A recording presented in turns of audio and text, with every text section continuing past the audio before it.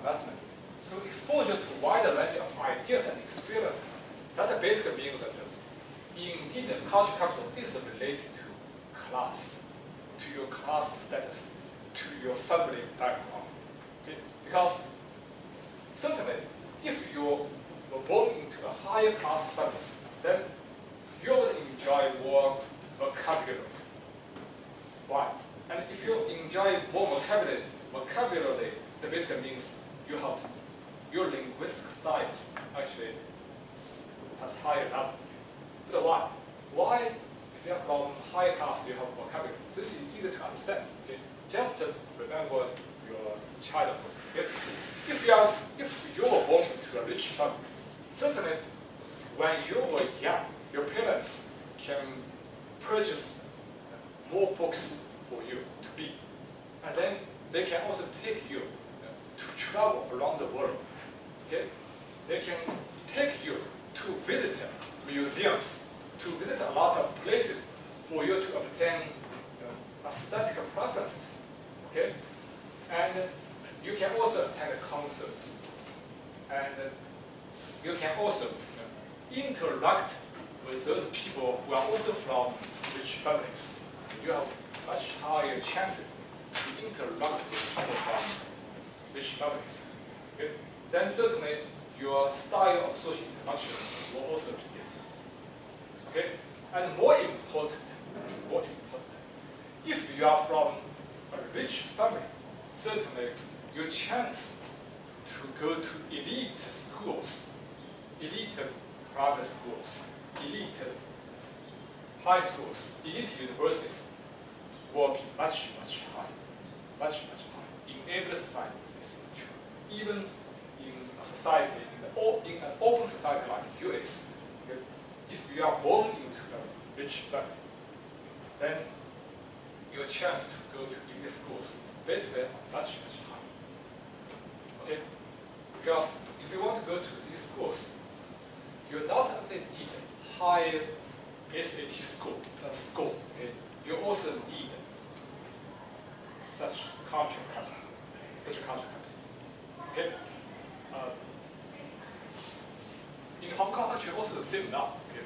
When we recruit students to CU education, remember we also interview you, right? We have face-to-face interview. Okay? And during face-to-face interview, if you still remember the questions we asked, you can see that actually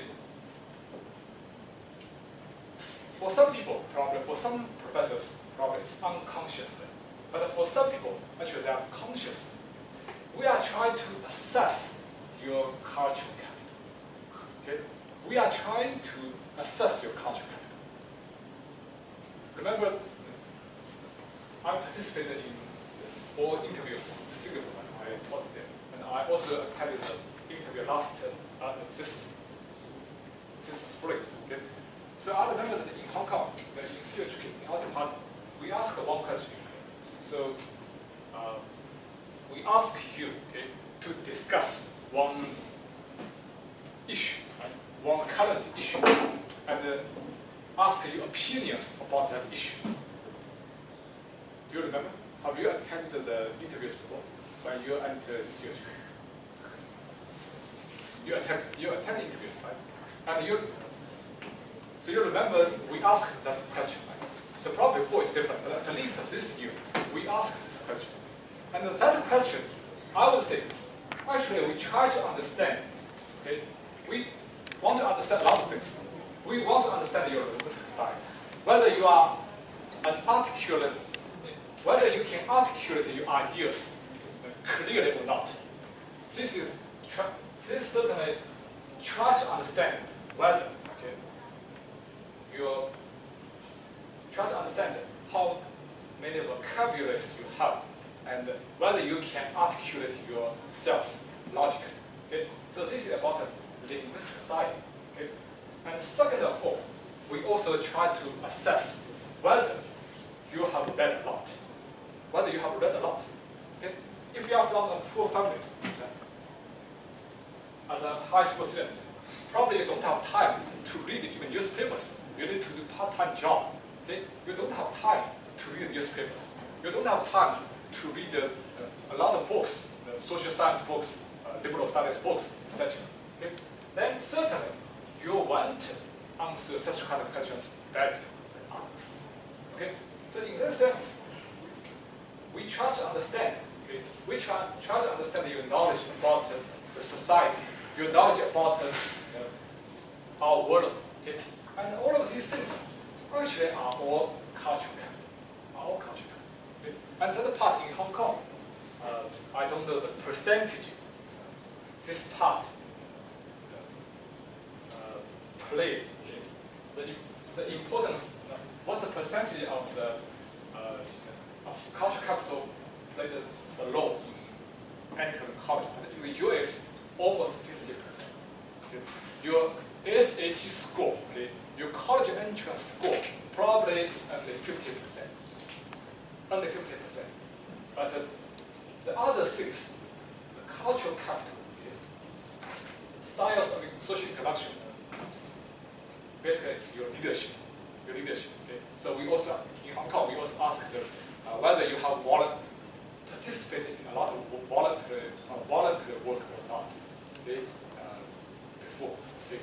So voluntary work, if you are born to a rich family, your parents usually would send you to a lot, would give you a chance to participate in a lot of voluntary work. But if you are from a lower class family, you don't have such kind of chance.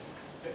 So in that sense, okay, a lot of questions, most of the questions are about social capital, cultural capital. Okay? And in the US, when you try to enter those elite universities, Ivy League universities, basically cultural capital is 50%, almost 50%.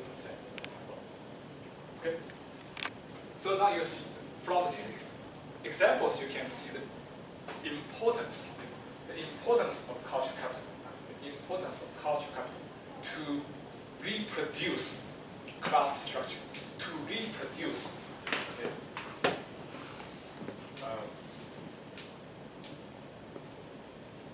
probably also to create other types of capital. Okay? So these are basically the evidences. Okay? So like a language capability, this is about linguistic styles. For language capabilities, I don't believe this result, but at least it shows that indeed there exist class differences. Okay? Indeed there exist class differences about your vocabulary, even among infants. Even among infants. So this says that if you are born into a professional class, the upper middle class, then every hour you can speak about more than 2,000 words. I don't believe this result. This is based on psychological research. Okay? But anyway, you see the difference. If you are born into the working class, for every hour you can only speak about 1,000 words. But if you are from a poor family, basically you are a silent child. Okay? You can only speak about 500 words. Most of the time you are a silent person. Okay? So this, you can see that indeed, at least there's evidences to show that there's difference, the class difference about your linguistic style. Okay? And there's a famous book in the US. The title is Verbal Advantage. Verbal Advantage. Okay? It says that people judge you by the words you use. Every day people judge you by the words you use. Okay? And this book basically tries to train you how to speak properly and how to have proper words to speak to different type of people. Okay? So indeed, you see that if you want to find a good job in the US, the words you use are also important during the interview process. Okay? So that shows how cultural capital plays a role in your career. How cultural capital can be transformed into your academic capital. Okay? And also, like in those elite universities, even among elite universities, there exist elite groups. These groups, the members are all from extremely rich or extremely powerful families. This is a so-called Skull and Bones Society at Yale University. The George Bush family, George W. Bush, and George W. Bush's father, former president, the two presidents, and George W. Bush's brother, probably the next president in U.S., Jeb Bush, were all from this society. All from this society. Okay? Now, such kind of society within elite universities, they train those students how to become a politician in the future, how to become a great CEO in a great company in the future. Okay? Basically teach you how to interact with each other, how to become a leader, etc. Okay? But if you are from a lower class family, first of all, you don't have chances to enter elite universities. Less chances. But second of all, even if you are from, you are very lucky to enter an elite university, you still cannot join such kind of society because it's a closed society. Okay? And still you cannot learn such kind of leadership. You still cannot learn such kind of cultural capital. And then in the future, your chance to enter the upper class or elite class will also be very difficult, will also be very slim. Okay? So that shows that indeed cultural capital is important. Okay? And that is why. That is why cultural capital actually can reproduce class structure. If you are from a high class, then basically you can obtain more cultural capital during the socialization process. And then in the future, you will have much higher chances to stay in the same class as your parents. Okay? But if you are from a low class, then your chances to move up actually is very low because during the entire socialization process, the chances for you to obtain more cultural capital is very slim. And then there is very little chance for you to move up. So eventually the class structure basically will be reproduced and will always persist. Okay. I think we can cover the rest for 5 minutes.